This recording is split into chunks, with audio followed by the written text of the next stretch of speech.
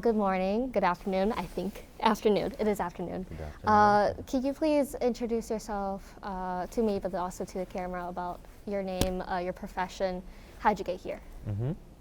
So my name is Tamir Hargana, originally from Inner Mongolia, and I grew up with playing traditional Mongolian music, influenced by my parents, since my parents are both Mongolian traditional long song singer. So at the age of 7, 8, I started to learn my traditional instrument, Morinhor horse fiddle, and then later on I kind of interested in throat singing, homi, and then I just started learn by myself. And later on I also find a teacher to learn it, and then that's I started my career since then and until now. How would you say starting your career, is this something that you've done as a child or as like a teenager, getting on from there? Can you tell me about that? As a child, when I first started playing, I don't feel like I didn't think I would go for this in my life. But since teenager, I started playing in the show, and especially like after high school, I decided okay, that's gonna be my life, because after the high school, during high school, I was trying to prepare for going to college in music college. So that's why I went to. I was also lucky to be fortunate to be part of the first 5 people who experienced in throat singing major in bachelor degree in Inner Mongolia University. So because the throat singing is like kind of traditional Mongolian art, it doesn't have a like writing notation different from the Western music. So it's really rare to people put this kind of major in a college. So I also have 5 of people experiencing this degree. For people that are music majors, how would you say, what is the difference? You have a different music style of writing. What would you say, on paper and like composing it? Was that something that you had to go abroad to do, or it was something you could access easily, sort of? I mean, for my music, I don't really need to be right or like do like not like classic music. You have to memorize. It's like traditional folk. It's pretty improvised and have traditional element.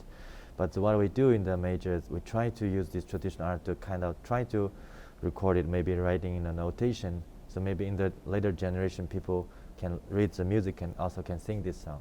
Because nowadays, all by oral. Like my teacher just taught me how to demonstrate for me and just imitate exactly how they do it.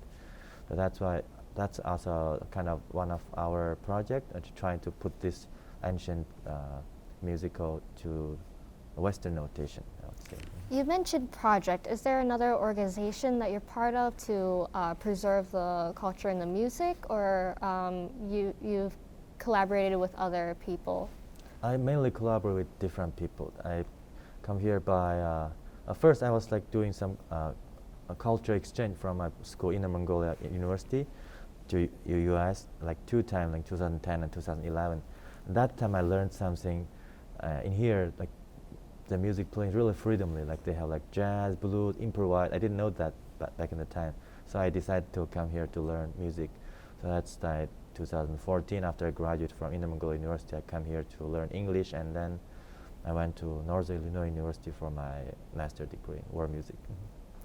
Let's go and talk about what your main instrument is, and just talk about, if you want to actually get it with you, and then go over what. Do you need that part as well? No. Okay. Tuner.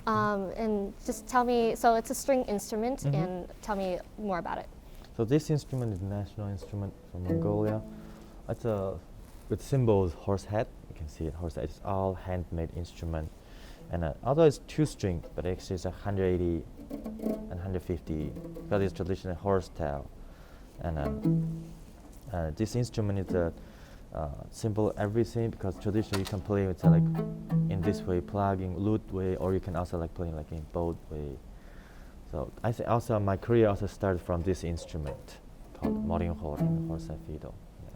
Do you get this personally made for you, or is there a store that you go to? It's personally made for me. And this the story behind this instrument, this is literally the best Morinhor maker in Mongolia. So he was really good at making, but somehow he got rich. He was making a lot, so he doesn't done making anymore. So I have to go there and beg him for like 2 months to make this instrument for me. Right. I'd assume. Do you think you would lose a lot of string hair at all to replace it? Oh, Yeah, okay. all the Okay. time.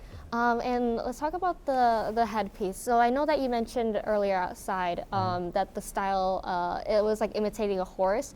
Is that the main reason behind this instrument, or is it just a personal choice to have the horse head? The horse is a culture because the culture. Mongolian is really into horse. Everything about horses. Like people grew up in a horse, and that's why all the instrument has a horse head, and all the songs is about horses too. That's why I had a joke like, say, if I miss my dad and mom, I would just sing about my dad's horse, my mom's horse. That's kind of like how people using horse to do stuff.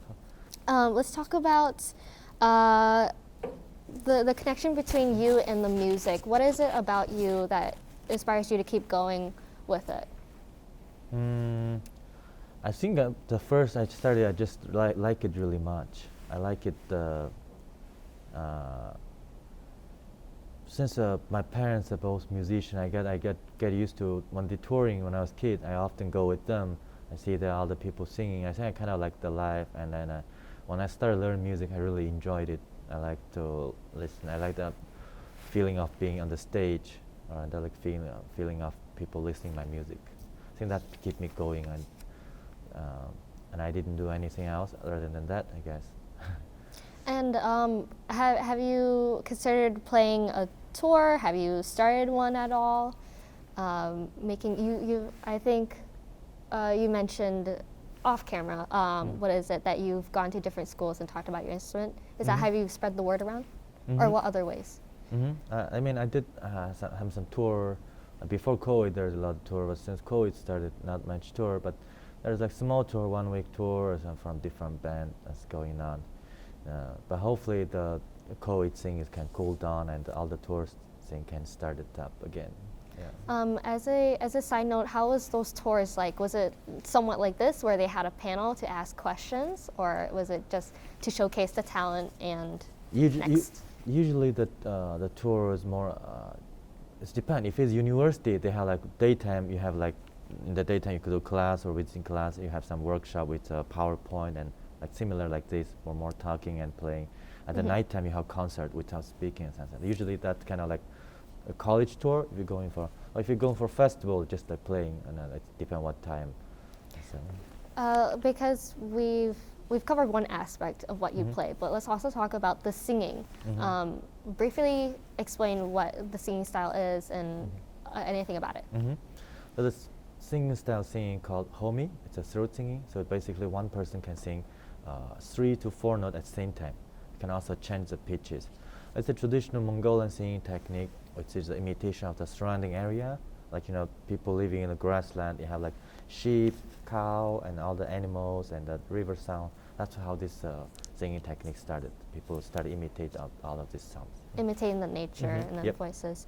And how did you come about that? Was it the people that are around you that were doing the singing style, the throat singing, or did you hear it from a radio?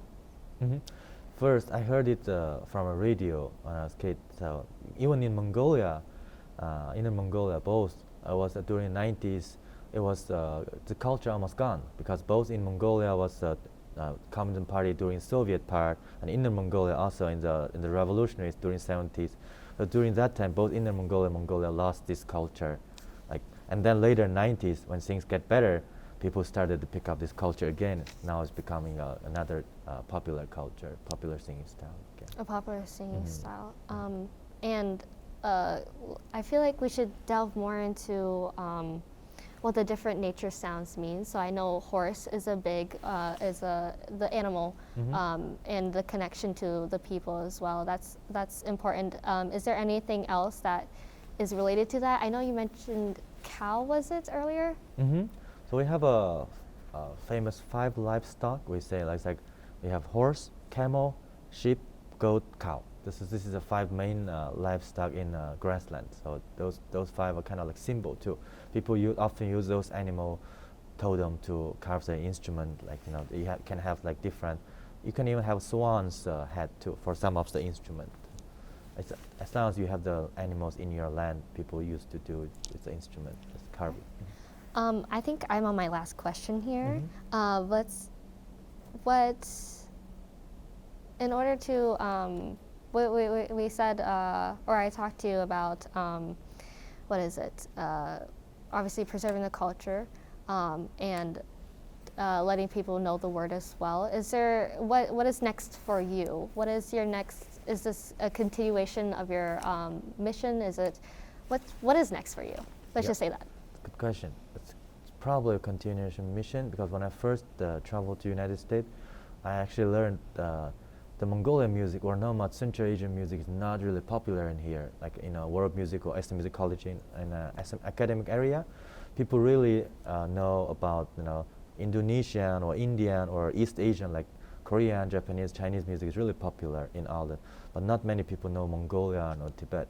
Yeah, So they don't know Southeast Asia at all. Yeah, so it's like that's why I think I learned because the reason why is not many people come here to do the job, and because of all the like political issue or whatever people just started coming in. So I think it's time for people like us to do the job, and hopefully soon the Mongolian music or Central Asian this music area could be in a North American academic area as well. Hopefully. Right. Yeah. Yeah, keep doing what you're doing. Thank you for being here today and talking to us. I appreciate this interview with you. Right. Thank you. Thank you.